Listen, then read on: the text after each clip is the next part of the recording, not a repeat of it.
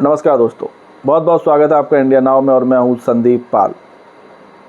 पिछले वीडियो में जिसमें मैंने इस बात का जिक्र किया था कि मायावती की पार्टी बीएसपी 2024 में 2007 वाले प्लान पर काम करेगी, उसी प्लान को अपनाएगी। उस खबर पर अब खुद पार्टी के यूपी बीएसपी के अध्यक्ष विश्वनाथ पाल ने भी मोहर लगा दी।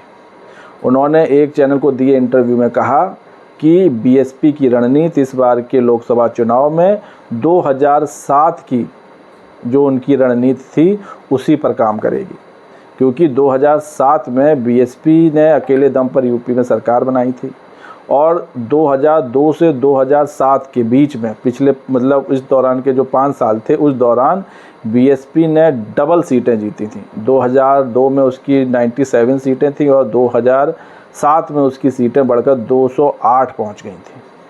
तो वो प्लान क्या था वो भी मैं आपको इस वीडियो में बताऊंगा। साथ ही ये भी बताऊंगा कि आखिर क्यों बीएसपी को फिर से इस प्लान पर अमल करना पड़ा। वो दौर था जब मायावती की पार्टी की यूपी में धाक थी, इंडिपेंडेंटली मायावती ने अपनी सरकार बनाई थी और इस दौरान बीएसपी का परचम पूरे यूपी में लहरा रहा था, मायावती के नाम का डंका बज रहा था।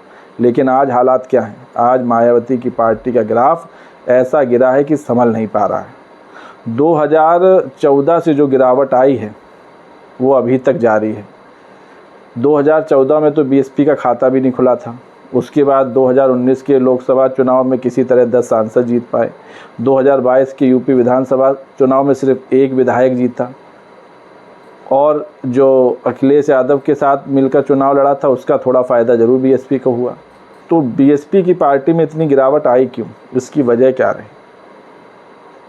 इस पर भी इस वीडियो में डिस्कस करेंगे। खैर, सबसे पहले बात करते हैं बीएसपी के हालिया दौर की। लोकसभा चुनाव के पहले चरण का मतदान यूपी में 19 अप्रैल को है, जिसमें पश्चिमी यूपी की 8 सीटों पर वोटिंग होगी। तो इन सीटों पर लगभग बीएसपी ने आज अपनी पहली लिस्ट जारी कर दी है, वो भी अधिकृत लिस्ट, हवाई वाली लिस्ट नहीं, अटकलबाजी वाली लिस्ट नहीं, पुख्ता लिस्ट है जो पार्टी कार्यालय से जारी हुई है, जिस पर मायावती की मोहर लगी है। तो पहले इस लिस्ट पर डिस्कस कर लेते हैं कि किसको कहाँ से टिकट मिला है। बीएसपी सुप्रीमो मायावती ने 16 प्रत्याशियों के नाम का ऐलान किया है, जिसमें ज़्यादातर सभी सीटें पश्चिमी यूपी की हैं, क्योंकि पहले चरण में पश्चिमी यूपी की ही 8 सीटों पर मतदान होना है। तो पहले नंबर पर सहारनपुर से माजिद अली को टिकट दिया गया है, कैराना से श्रीपाल सिंह को टिकट दिया गया है, मुजफ्फरनगर से दारा सिंह प्रजापति को टिकट मिला है और बिजनौर से विजेंद्र सिंह को टिकट मिला है। नगीना से सुरेंद्र पाल सिंह, ये एससी सीट है, इससे सुरेंद्र पाल सिंह को टिकट मिला है। मुरादाबाद से मोहम्मद इरफान सैफ़ी और रामपुर से जिशान खान, संभल से सौलत अली, अमरोहा से मुजाहिद हुसैन है और मेरठ से देवव्रत त्यागी, बागपत से प्रवीण बंसल, गौतम बुद्ध नगर से राजेंद्र सिंह सोलंकी, और बुलंदशहर से गिरीश चंद्र जाटव, आंवला से आबिद अली, पीलीभीत से अनीस अहमद और शाहजहाँपुर से दोदराम वर्मा। तो ये 16 लोगों की फाइनल लिस्ट है और इसमें पश्चिमी यूपी में ज़्यादातर मायावती ने मुस्लिम कैंडिडेट को टिकट दिया है। 16 लोगों की लिस्ट में 7 मुस्लिम प्रत्याशी हैं। मायावती ने 7 मुस्लिम प्रत्याशियों पर पहले चरण में दांव खेला है। जो पश्चिमी यूपी की सीटें उसमें 7 मुस्लिम कैंडिडेट को उतारा है।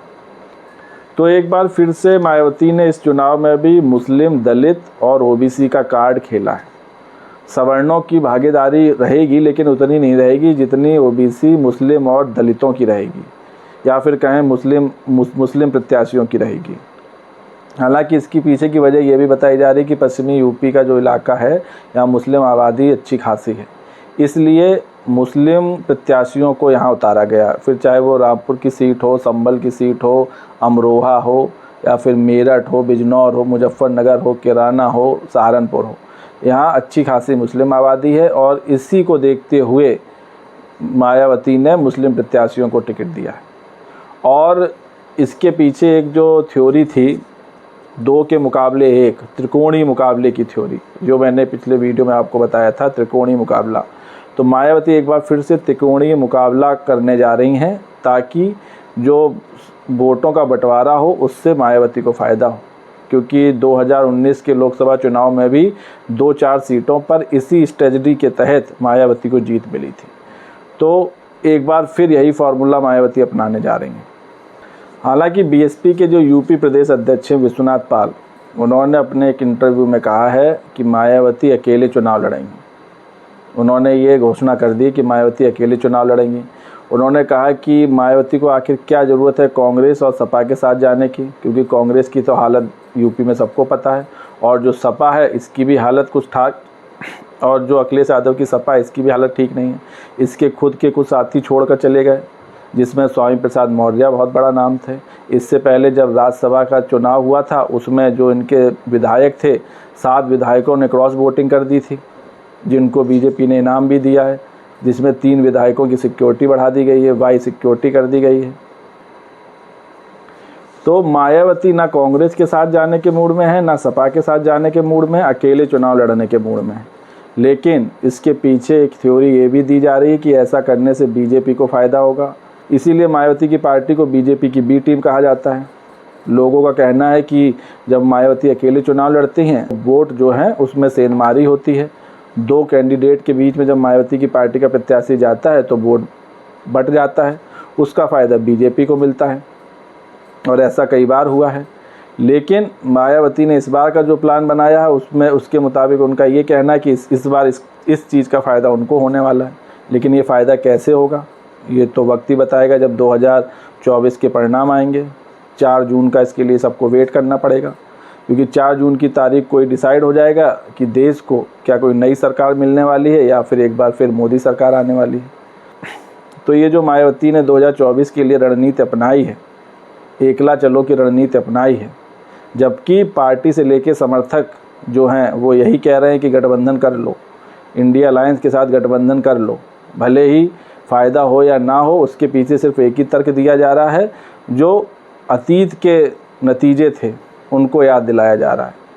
2019 का चुनाव याद दिलाया जा रहा है, और जो जब मायावती ने मुलायम सिंह के साथ मिलकर सरकार बनाई थी, बीजेपी के साथ सरकार मिलकर बनाई थी, वो नतीजे याद दिलाए जा रहे हैं कि मायावती का गठबंधन में ही फ़ायदा है। लेकिन मायावती ने भी ठान लिया है कि वो गठबंधन करेंगी नहीं। लेकिन राजनीति में वक्त का तराजू कब किस ओर झुक जाए कोई नहीं जानता। ये भी हो सकता है कि मायावती जब लोकसभा का चुनाव चल रहा हो तो 1-2 चरण के बाद डिसीजन ले लें। शायद उनको बीच में ये इनपुट मिले कि पहले या दूसरे चरण में पार्टी का परफॉर्मेंस कैसा रहा, उस आधार पर वो अपना डिसीजन ले सकती हैं। फिलहाल मायावती ने 16 प्रत्याशियों की लिस्ट जारी कर दी है जो बीएसपी के सिंबल पर चुनाव लड़ेंगे, और देखना होगा क्या ये प्रत्याशी बीएसपी को जीत दिलाने में कामयाब हो पाएंगे या फिर मायावती की पार्टी को एक बार फिर मुश्किलों का सामना करना पड़ेगा।